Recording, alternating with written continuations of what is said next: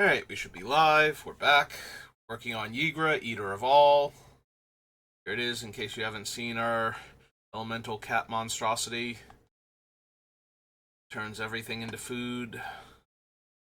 So we're at 136 cards, so we need 76 cuts. Little over half the remaining cards still on the list that just have to go. I can't cut Demonic Tutor. I can't cut Soul Ring, even though Ygra destroys artifacts. It's still too potent early on as ramp, and I don't super care if it gets blown up in the mid to late game when it's just a land, essentially. Just an extra 2 mana.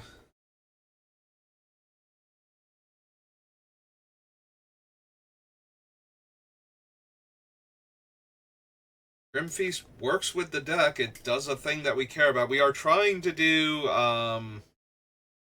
the Sanguine Bond. We're trying to do the when we gain life, opponents lose life. With a bunch of aristocrats things thrown in because we're sacrificing our creatures to gain life anyway. We might as well be gaining more life and draining our opponents even more and getting other resources out of it. But I don't know. We might wind up losing it just because it's not the strongest card in our deck. It's very on point, though. Every time one of our opponent's creatures dies, we gain life, Ygra grows. We're both eating the same creature. We are bonding over our shared love of eating our opponent's creatures. It's delicious, delicious creatures. Rampant growth, seeds of innocence is just it's a whatchamacallit, it's a plague wind that kills all of our other creatures but leaves our commander alive. So, and our commander grows whenever anything dies. I can't imagine Seeds of Innocence not being good in this deck. Like, yes, our opponents can gain a bunch of life, but so will we, and we can offset that because of our other cards. And also, Ygra just sometimes hits 21 plus power off of a card like this and just gets to one-shot people from full, so it doesn't matter if our opponent gained, 80 life off of all of their permanents dying. They're only left with, their lands and enchantments. We still get to hit them for over 21 points of commander damage. We get to win the game. Well, not win the game. We get to take that player out immediately. So, I don't think Seeds of Innocence is bad in this deck, even if it is giving our opponents life.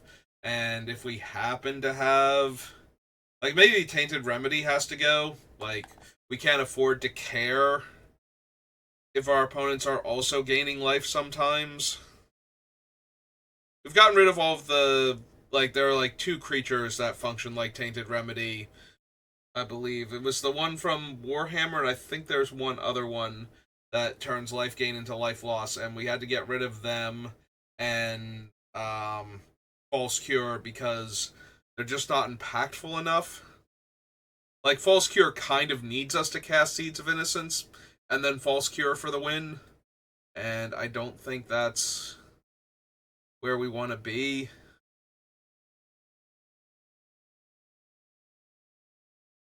We're leaning a lot harder on our commander dealing all 21 points of damage in order to win the game if our opponents can gain life whenever they want to, but they are growing Ygra if they're doing that at least. Yeah, maybe we do lose Tainted Remedy. They're gonna eat their creatures, that's fine. They can eat their creatures.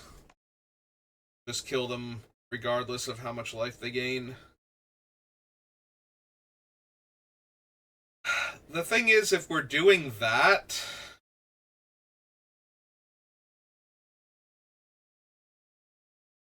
Great, now I'm thinking it's what if we are just all in on Ygra? If we don't care if our opponents can gain life, then us draining them like a couple points every time um, we sacrifice one of our creatures isn't doing anything if they can sack one of their creatures, gain that life back, and then still have creatures to chump Ygra with. Like, Ygra has to be getting through at that point anyway in order for us to be dealing damage. I mean, again, some decks will be dealing damage faster they can gain life. They don't want to lose their creatures. So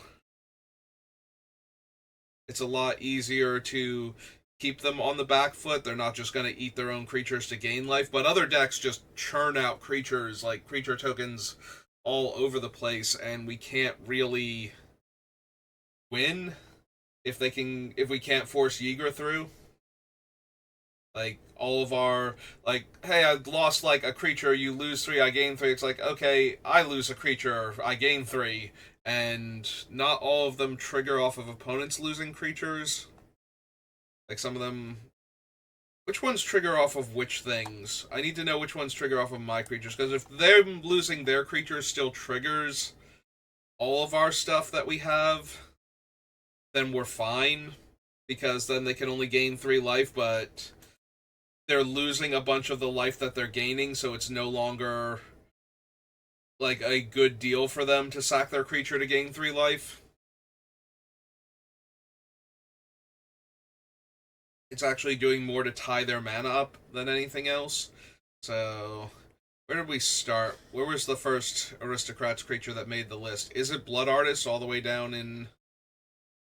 What's its name? Is that the first one we have that actually meets these? Because I think there were ones before that, but Blood Artist was like the first big one, because it was like really cheap.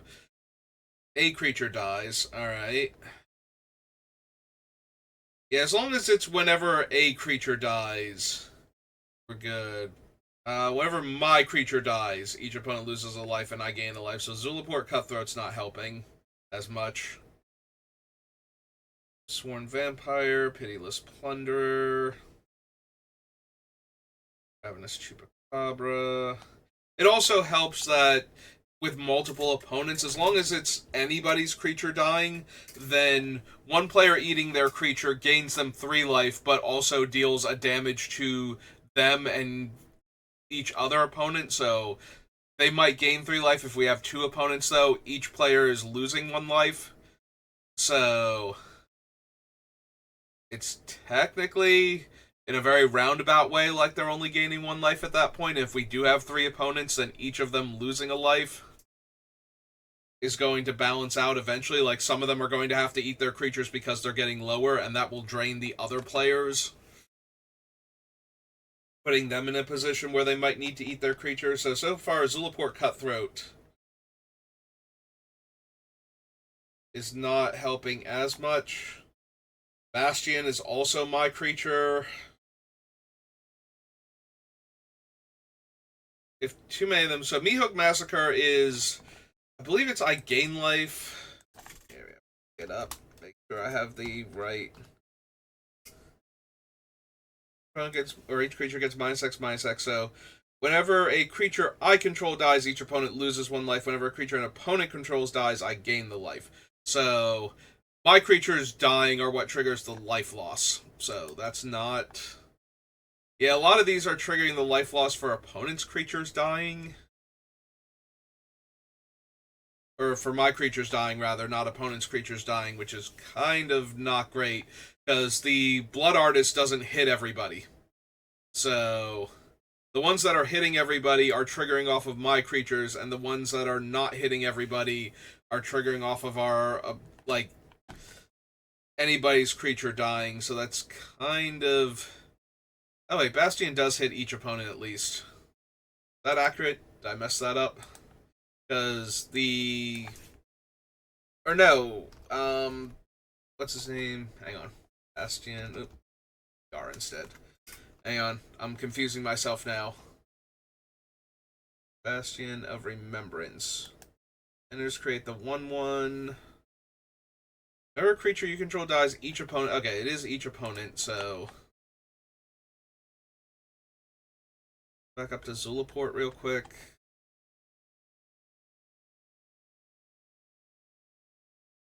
Yeah, there's Battle for Zendikar. So Zulaport Cutthroat. My creature dies, each opponent loses. So when it's my creature, it's each opponent. When it's any creature so far, it's target opponent.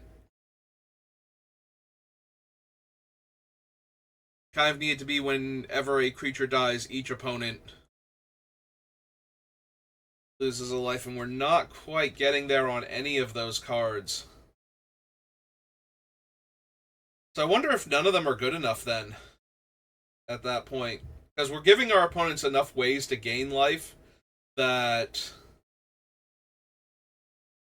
it doesn't matter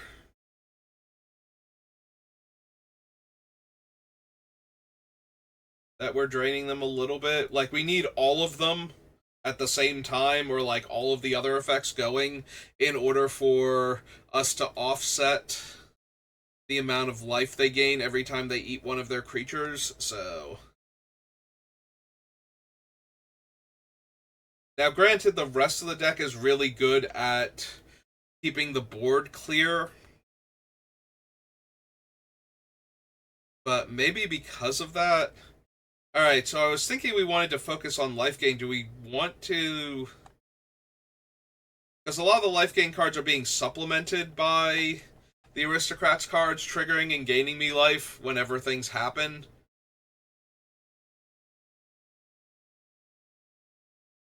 That is true, so I kind of need everything in play at the same time, otherwise an opponent eats one of their creatures, they're gaining life, and not enough life is being lost to offset that, so I kind of need the other cards to gain me life because their creature is dying, so that way that triggers my other things to make them lose life.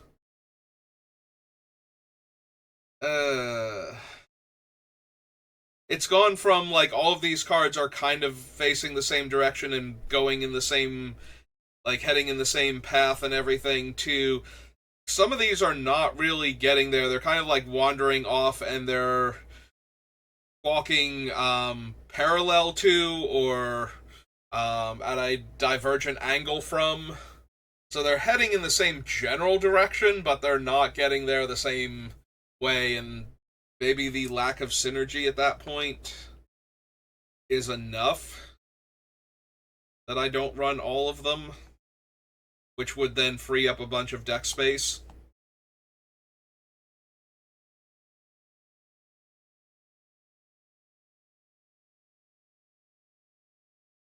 The problem is that a lot of the life gain is coming from things that trigger when my creatures die. So...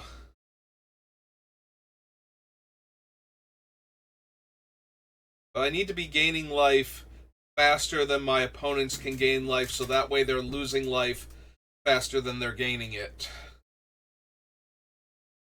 Which, you know, once I have more than one thing that's doing that, like, if I have two different effects that care when I gain life that make opponents lose life, then it's nearly impossible to keep pace with me. But other than that, not really. The problem is that we also have a couple of infinite combos that will just drain our opponents to nothingness as long as we have any of the Blood Artist type effects going. So maybe I can't cut them then. Like, it's still doing the thing, but if the opponents can afford to eat their creatures, which we're trying very hard to not make that viable with all of the Grave Pact effects, like, you can't afford to just eat one of your creatures, because if you do that, then you might not have a creature left to sacrifice, you know, when, you know, other than your important thing that's part of your combo, or, you know, your big scary creature. Like, you need fodder around them to protect them from all of my Grave Pact effects. So, at least in that way, we kind of stop them from just randomly gaining life over the course of the game.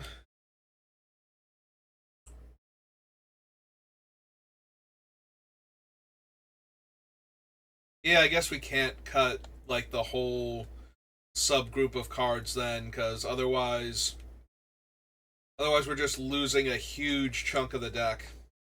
I thought I was onto something. I thought I had figured out that we weren't all lining up properly and that there was a massive subset of cards that I could cut that would get, like, 15 cards off of the list, but no. No, I don't think that's where we are. We were close. I thought I was onto something, but no. No, we're not.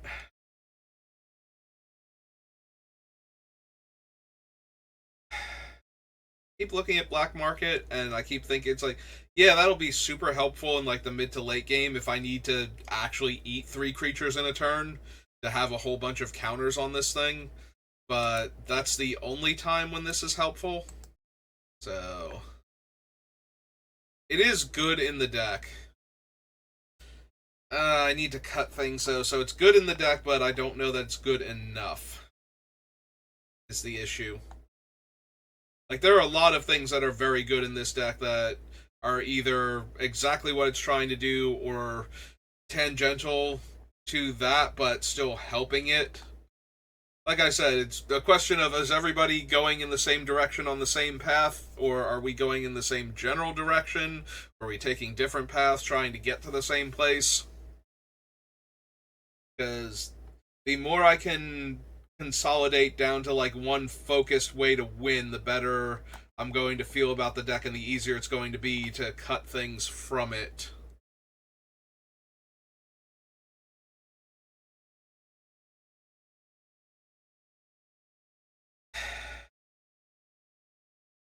Looking at Awakening Zone now. We had this thing before where wasn't sure if I wanted to cut Awakening Zone or Bitter Blossom, both.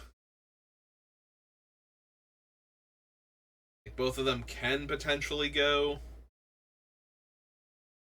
Definitely don't want to cut the Revel. That has way too many cards drawn when our deck is doing anything properly. A Fangren Marauder is way too much life. Going to kill our opponents by gaining life. I think way too much life is kind of exactly where we want to be.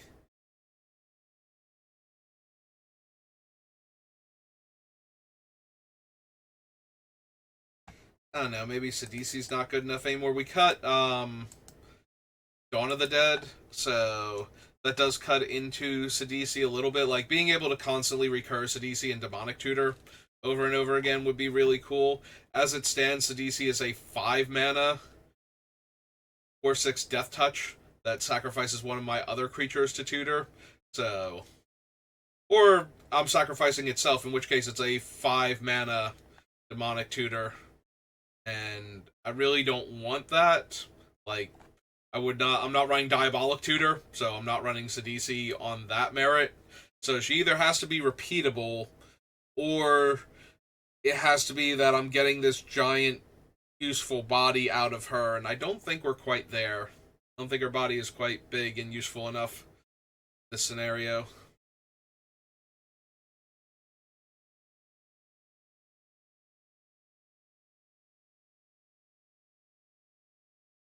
Really don't want to cut Razaketh this time.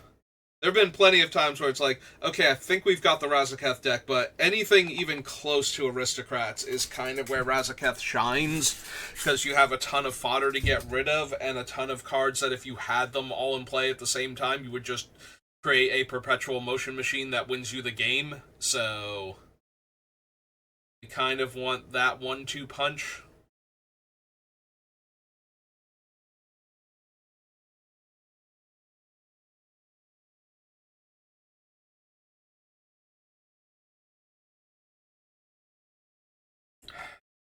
I actually need Ravenous Chupacabra. I think I need to check my removal spells again and see if we actually need Ravenous Chupacabra.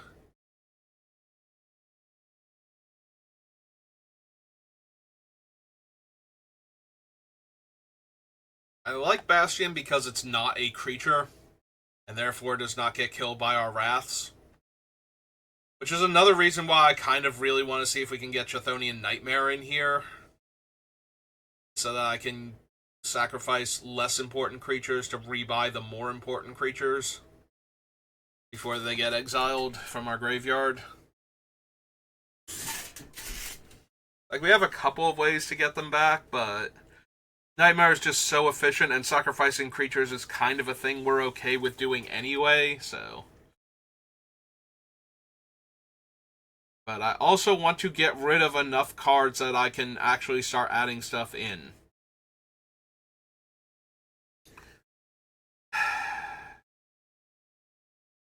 So Drivnod's biggest problem is that by himself, he doesn't actually do a whole lot for the deck, but so many of our cards are death triggers that having him means we get to double up. And yes, unlike my constant misgendering of Ygra, Drivnod is a male. Weirdly enough, Drivnod and Tekathal are males. The other three Dominuses are all pretty lady monsters. So when you're playing Mondrak in your tokens deck, just remember that.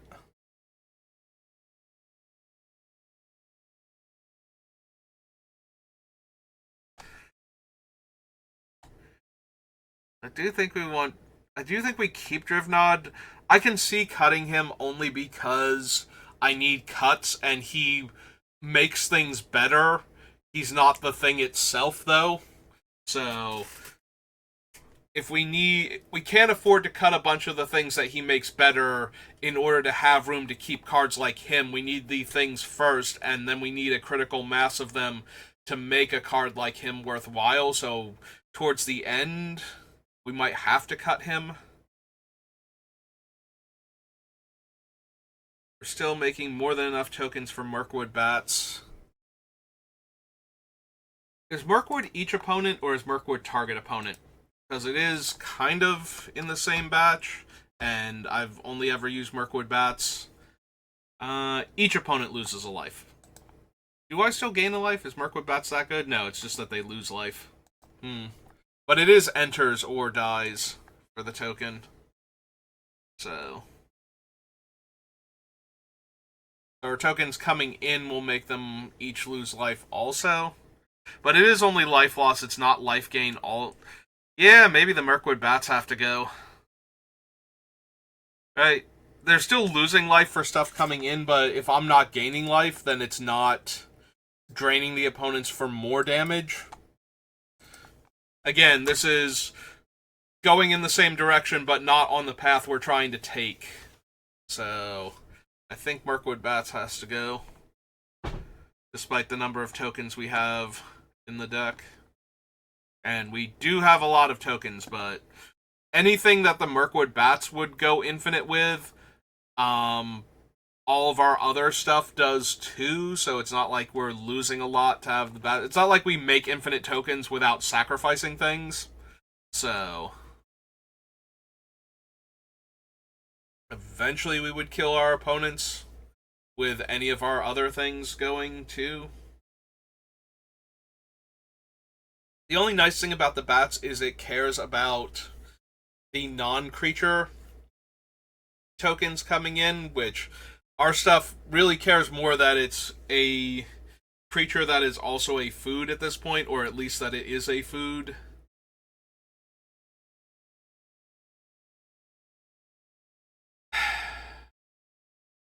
There's a part of me that wants to know if we cut Peregrine Took, now that I'm thinking about it, because we really do benefit more from our creatures being turned into food than from just having food in general. Like, regular food tokens are not as good.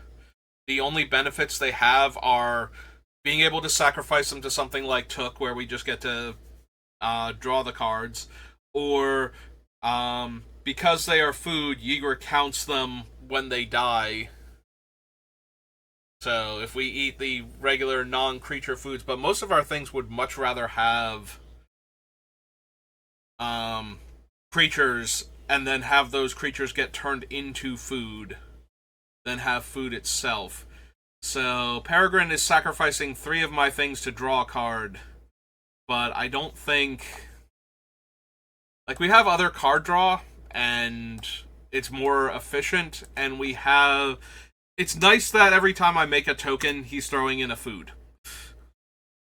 Like, that is actually kind of helpful. It's the same reason why Chatterfang is on the list, except that Chatterfang is making creatures and doesn't care what tokens we're making, and the creatures that he's making are going to be food because of Ygra anyway. So yeah, I feel like Pippin here is like perfectly fine in the deck. Like, we are certainly doing things where this would be good, but he's not amazing, and we're running out of things to cut.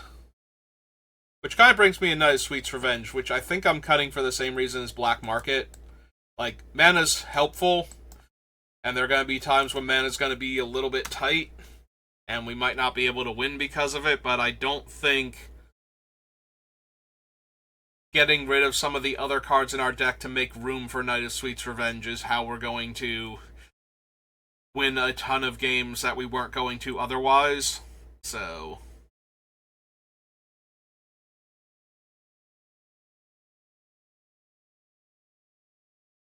maybe I have too many tutors. Like, I already cut Sidisi. I could see cutting Stash Skeletons, even though it's a pretty decent tutor in this deck. Or Diabolic Intent. Like, one or the other. Like, Diabolic Intent lets us sacrifice any creature, but we need to have that creature. Stash Skeletons gives us the creature and tells us to sacrifice it. And then later on we get to cast Demonic Tutor, but we have to wait a while, and it's a bit more of a mana investment.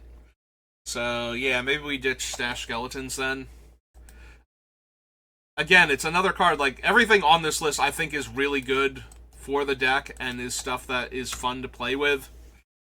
I think it's a really neat trick to go, oh, here's my skeletons, and now I've eaten my skeletons, and now I have a Demonic Tutor, and I got to chip in for damage with my skeletons first. And you weren't blocking it because you didn't want to give me a free card. Well, I got my free card anyway, so joke's on you. Like, I like that play pattern, and I think it's fine. The problem is it's just a little too slow.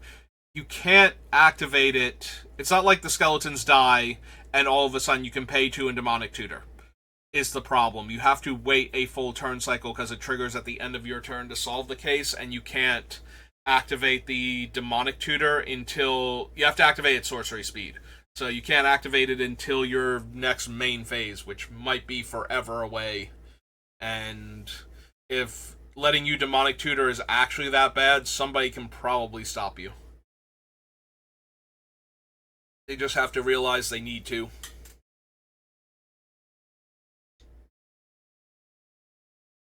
So yeah, I don't think we need Stash Skeletons. I think because of that, Diabolic Intent is better, even though it doesn't give you the body to sacrifice up front.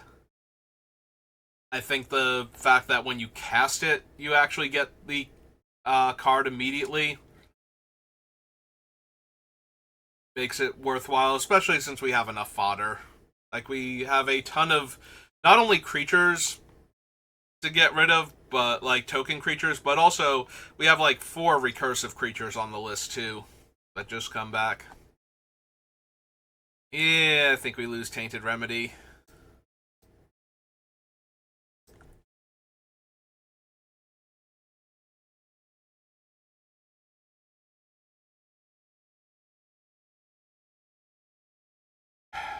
I wonder if we need the Open the Graves type cards.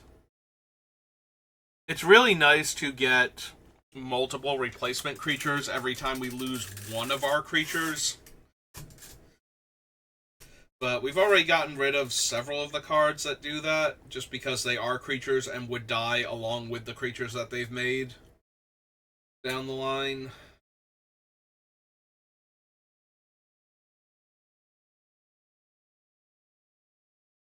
Only try and keep Yawgmoth. Well, the Saga is good. Black Market Connections. Yeah, I think Lasaga is just a much better Pippin in this deck, in that we only need to sacrifice 2 permanents a lot of the time, and we get to draw 3 cards and drain 3. Like, that's way more on topic for our deck than what Pippin's doing, despite the fact that he makes food.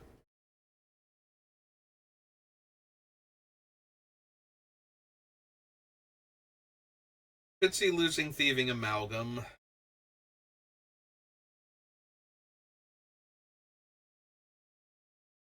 It always hits the person whose creature it was, and I gain 3, or I gain 2 life, which then triggers all the life gain to throw some damage around too. And it basically only has to make it to the first opponent's upkeep. Like, it just can't die on my turn, and we start to get value out of it. That does help a lot when the creature only needs to live for essentially, like, until our opponent's untapped. So basically, very similar to triggering at my end step. Like, it just needs to come down, and it will almost definitely trigger if somebody doesn't kill it. You know, they need to kill it immediately to stop it from triggering, because if the opponent has to untap in order to have the mana to kill it, then even if it's the next opponent in turn order, we got to their upkeep for them to kill it. So we get to steal the top card of their deck, have a free 2/2. And it also helps that the things that we're stealing are not tokens, and therefore trigger the other stuff that we have.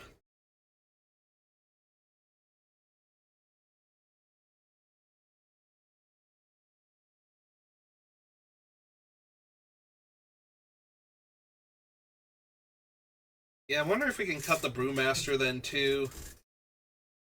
It's neat to give all of my foods the activated abilities of creatures that have been exiled, because it essentially gives it to all of my non-Ygra creatures on top of that.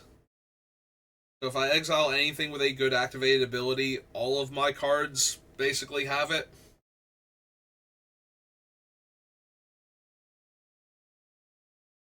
But it actually has to be a useful activated ability. Yeah. And the rest of the time, like, we have other graveyard hate. We have other food production. I think we can lose that. That is the thing, though. We're losing a bunch of the random food production. So it's possible that Academy Manufactor is losing a lot of his luster. Like, we still have the vending machine, and sacrificing any of our creatures with Ygra out triggers the vending machine to get an extra artifact, which can then... It is a tapped treasure.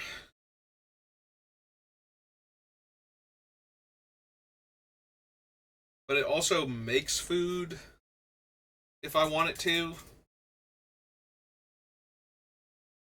Like, I definitely prefer the Plundering Pirate, or whatever his name is, the 1/4. Like, my stuff dies, I get a treasure token. It's coming in untapped. But if Vending Machine was that, it would basically, it would basically be that if it made untapped treasure with how our deck works. So all of my creatures are food. I do enjoy sacrificing them.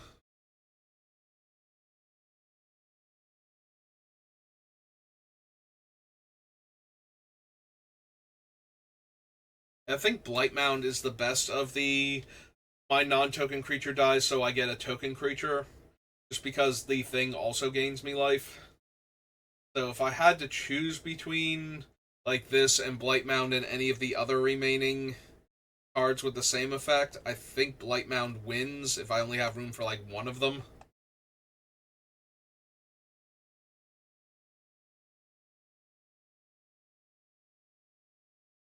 Black Market Connections can make a creature each turn, but that's 3 life.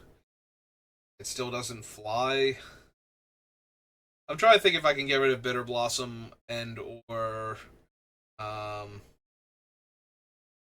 from beyond Awakening Zone.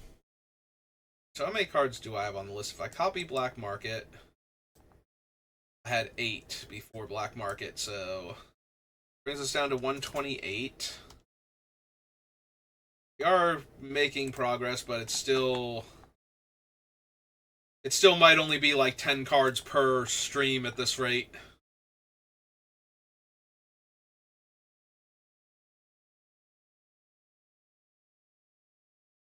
Death Hypnotist, those are all staying for right now. Just got cut. Cut Peregrine.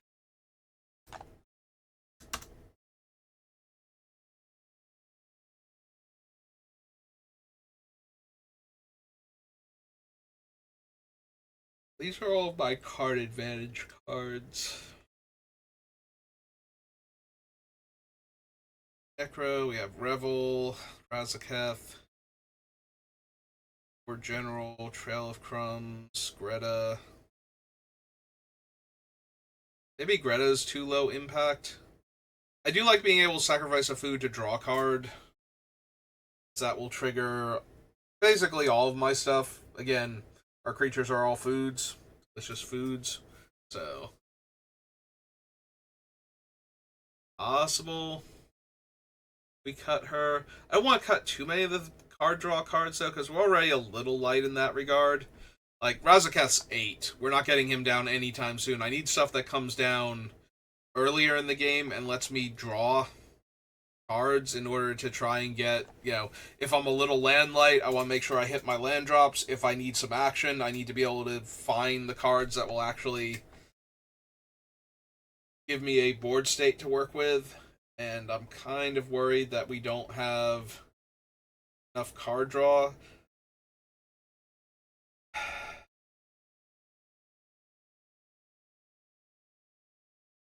I am considering Trail of Crumbs, although most of our... So, aside from our removal, right, all of our stuff is permanents.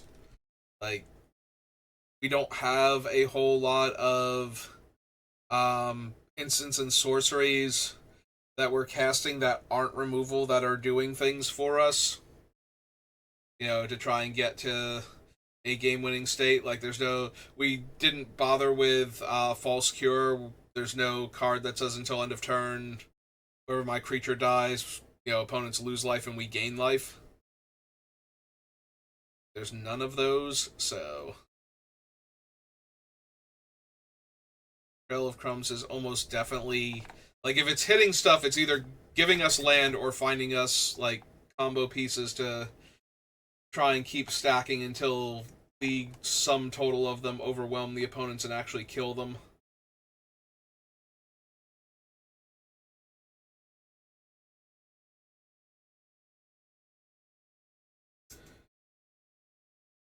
I am wondering if we can get rid of Ravenous Chupacabra.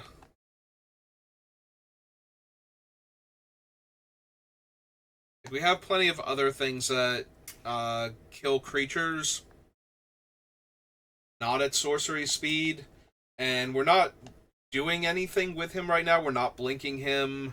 We're not sacrificing him and reanimating him with anything. And even if we were, he's a little too high for... Like, he's not too high for Chthonian Nightmare, but Nightmare does do better if he's a 3-drop. Which, given our commander, I can probably get away with just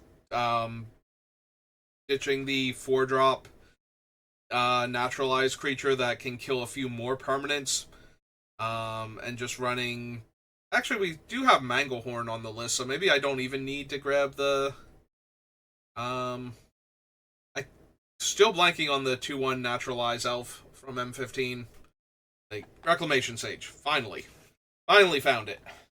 Yeah, I forgot to look it up yesterday because I got distracted, and then all of a sudden I didn't super need to know its name anymore.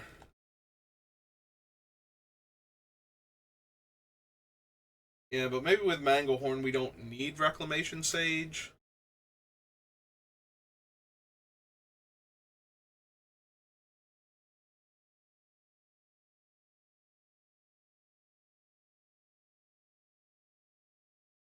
To find at least a couple more cards in the next, 15 minutes.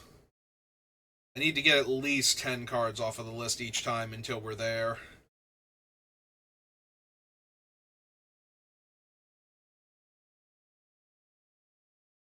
Yeah, I think I like the Cyberman squad too much. Everything but Ygra is an artifact.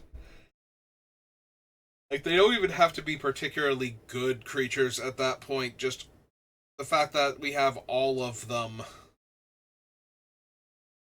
Oh wow, if we can get into the right position with Prowling Geistcatcher with Cyberman squad, that's actually terrifying. It's like, okay, so they're going to get exiled at end of combat, But if I have a free sacrifice outlet, I can have one of them eat all of the creatures as they're getting exiled, then sacrifice that one, and it's a token, so it goes away forever, but now all of those creatures come back, and then I can sacrifice all of them again to the other token Prowling Geist Catcher and bring them all back by sacrificing that one, and then we just have the original in play, assuming like 3 opponents. And it doesn't take a whole lot of ways to benefit from sacrificing things for us to win there.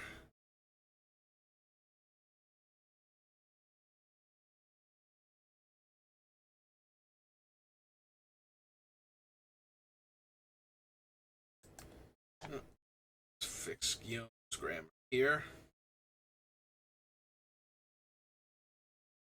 Every time I make a non-token creature, I also get a food. Sacrifice food to make a thing indestructible. And I don't know how I get away from Guillaume here either. Like, getting free food for casting my creatures is great. Having my creatures not die to my own board wipes, because Guillaume has plenty of food laying around to sacrifice, including my other creatures. So, if there's something I really wanted to keep alive, I can try to save it with Guillaume first. Including Guillaume himself at that point, like, I probably try and save Guillaume also, since letting him die.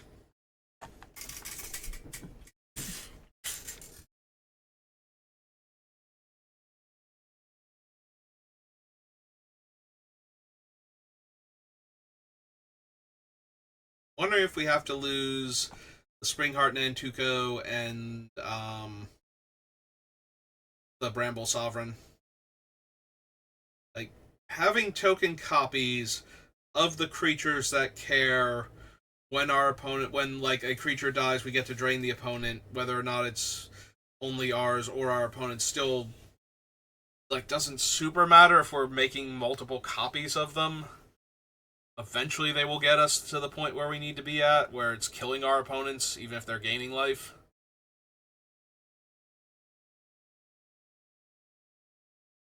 But this is kind of like the same situation as Drivnod.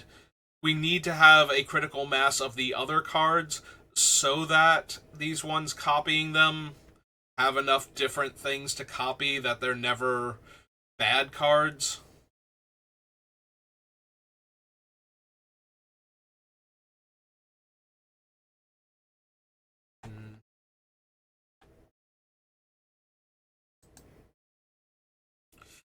Yeah, maybe we don't need either of these two, because we have all of the other...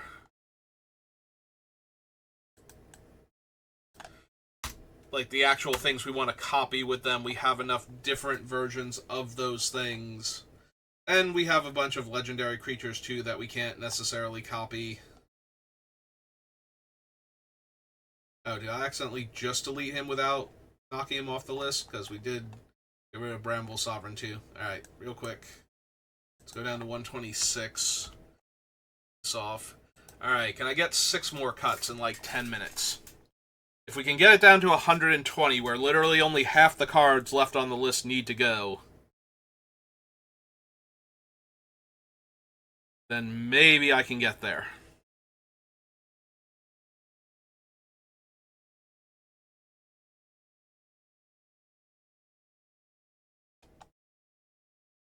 Again, do we have enough tutors? Do we actually need Survival of the Fittest?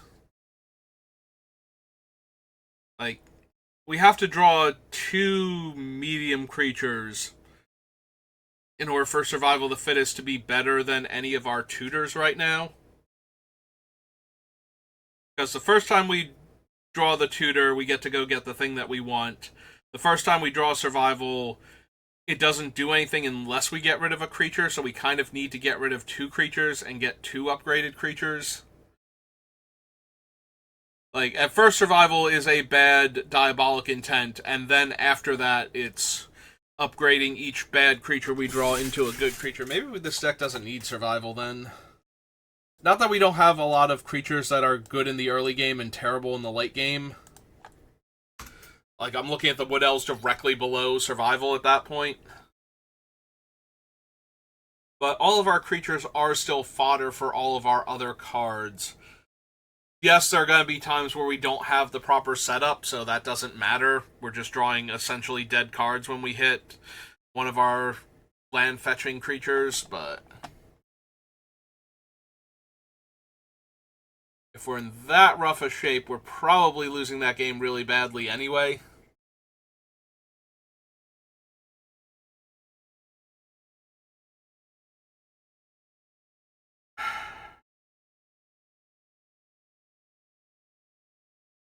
Also, it's an actual reason to cut Survival of the Fittest here. I don't necessarily know if it's a good one. Maybe we keep Survival and lose Diabolic Intent. Like, both of them require fodder creatures in order to do their thing. Yeah, maybe I do that. Like I said, it's having the creatures that are good in the early game that are not good in the mid to late game that make a card like Survival a lot stronger. Alright, if we're thinking about cutting Diabolic Intent, we already cut Sidisi and Stash Skeletons. Alright, real quick, let's look at my tutors. Let's take a moment to look at my tutors that get anything other than lands. Because the ones that grab lands are more ramping spells than they are tutors at that point.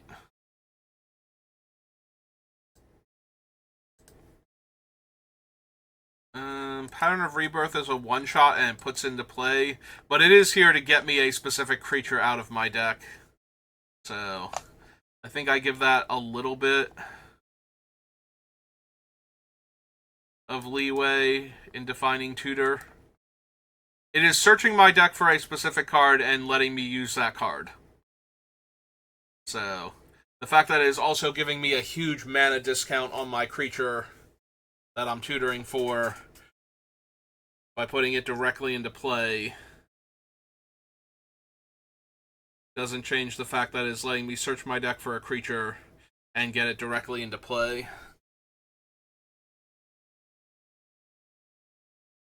Yes, the fact that it does what it does isn't changing that it does what it does. Yeah, calling it one thing doesn't change that it has a function that is not only similar to, but slightly better than the thing that I am looking for at this point.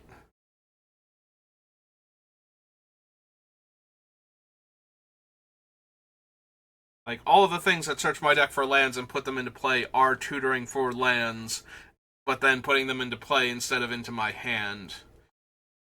It's just that I don't care about... I consider them in the subtype of ramp. It's kind of like, hamburger is a sandwich, but you put it in its own section because there are enough different hamburgers that it can merit being on its own thing. Like that level of categorization.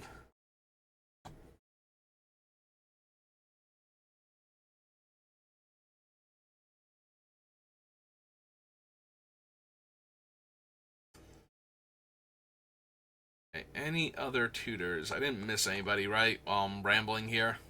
Don't think so. Yeah, okay. There anyway. Benchen, Manglehorn, Razaketh is a tutor.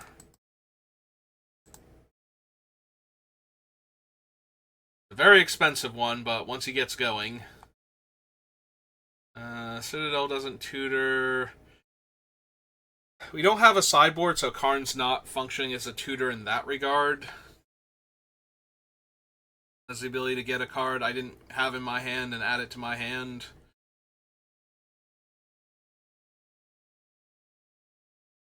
Card selection.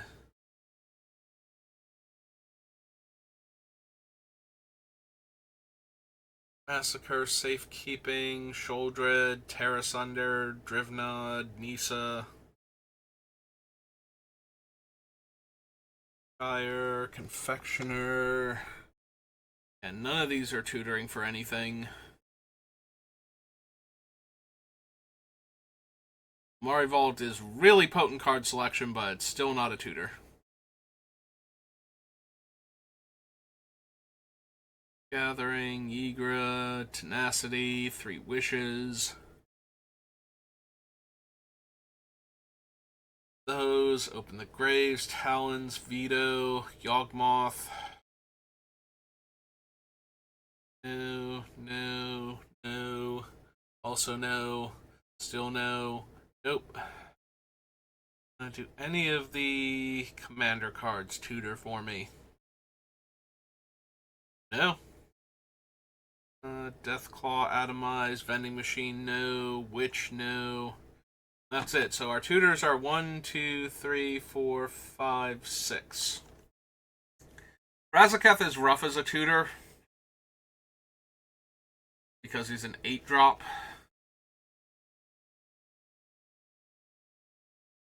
Now, granted, he does tutor for everything I need in order to win the game at that point, assuming that I have enough creatures for each card, like a creature for each card I want to get.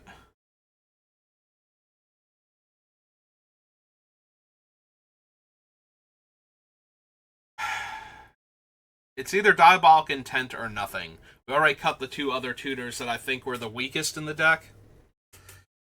So I kind of don't want to cut any of the other ones yet.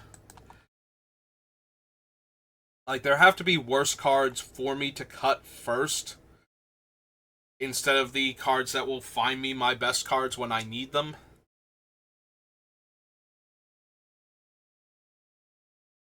Like, the ones that we did cut weren't doing the best job at finding the cards, so they had a little too much going against them. Like, Razaketh is kind of in the same boat, except that once you get to that point, you basically win the game, so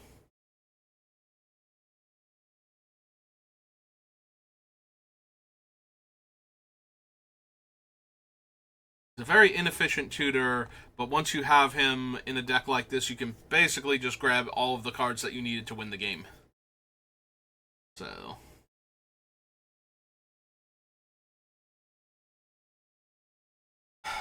do we just not need Hangerback Walker? I think it's been hiding down here. Like, there's so few cards around it, and then once we get to it, like Open the Graves and Talons kind of draw my attention.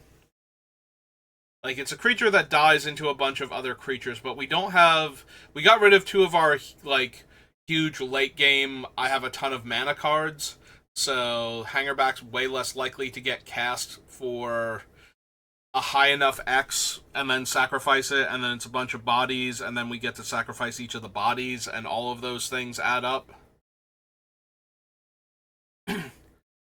Like, it's basically a mitotic slime, in that it's going to die into a bunch of fodder once we can cast it.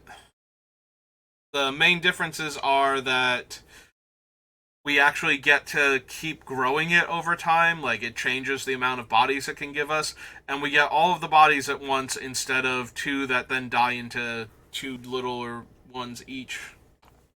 Yeah, okay. Hangerback's just been hiding on the list and dodging me this whole time. It's one of the reasons why starting from the bottom and working back up actually helps. Get rid of Hangerback Walker. We want those for right now. We need Sanguine Bond. Need Tenacity. Season of Gathering is good. Heaped Harvest, we probably need to cut other ramp before we lose the Heap Harvest. Infinite with our commander. It's our cheapest thing we can get back. Repeatedly. Veil Ripper is a drain when stuff dies. I believe he also targets, like, target opponent loses 2 life and you gain 2 life. Leave. Double check, I suppose.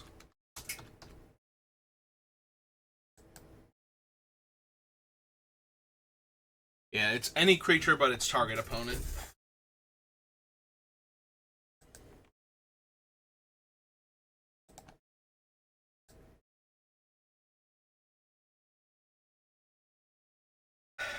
Actioner goes infinite. Cottage is a land drop, so that doesn't super matter. Poisoner. So Poisoner makes a food, and can kill creatures that are indestructible. But it needs me to gain enough life in order for it to do that. So if I'm considering cutting Ravenous Chupacabra, I have to be a little leery of Poisoner instead. The only thing is that Poisoner goes better with Nightmare, if we can get it onto the list. Especially if we're gaining life when our creatures die, so that's sacrificing the Gumdrop Poisoner and then sacrificing something else to bring her back. Means that she's probably killing something. At least a 2 to 3 toughness creature. Probably better.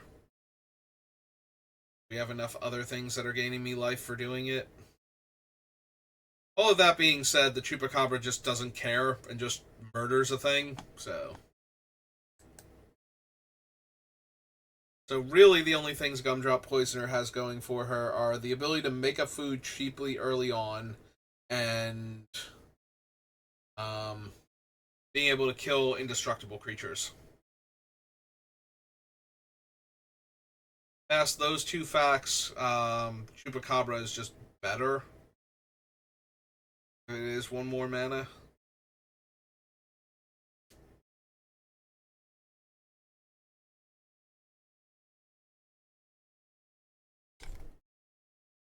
Alright, we leave both of them, but one of them is definitely going. Like, whichever one I finally decide is worse based on what we have left, one of them has to go.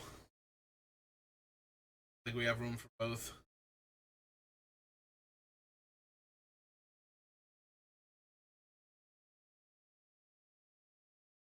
Keep the Meat Hook Massacre, Mortality Spear, Dina's fine. Their blue. Red.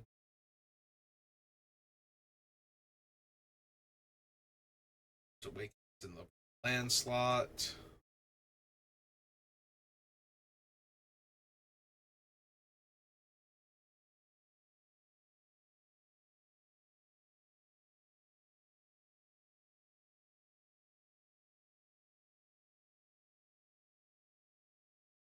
Alright, so if we got rid of the remedy. No, Karn's just too good. Like, even if I don't care about stopping them from eating their creatures, shutting off all of their activated abilities is probably still good enough.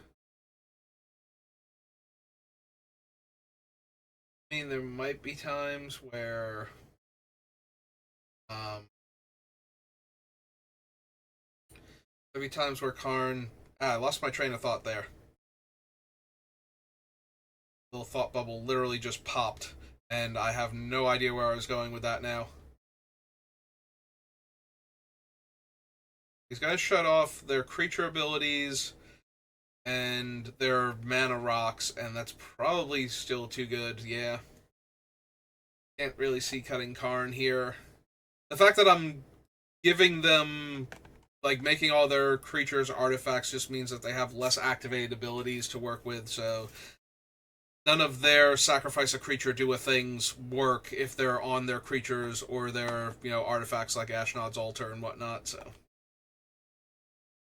Yeah, we're hitting the hour mark, and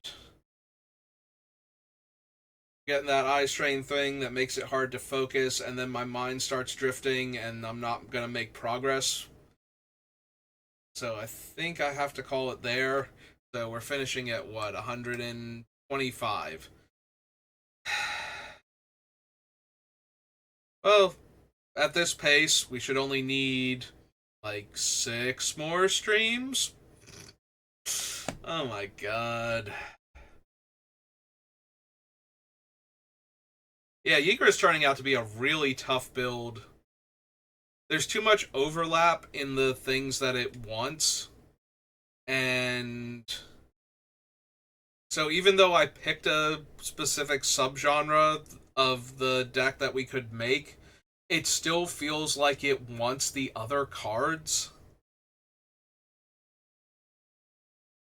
Like, I think we're actually getting hurt for choosing the life gain matters, because we could lose like 6 cards off of the list just by canceling that out. Like, and then we get into the territory of, well, do we actually need the aristocrat stuff? Is that killing our opponent faster than just trying to get Ygra to 21 and unblockable?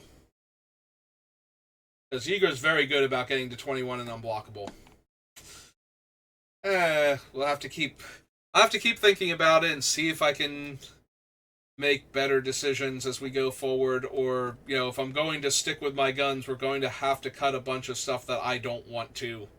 So neither is great, but we'll figure it out. And I will see you next time. Good rest of your day.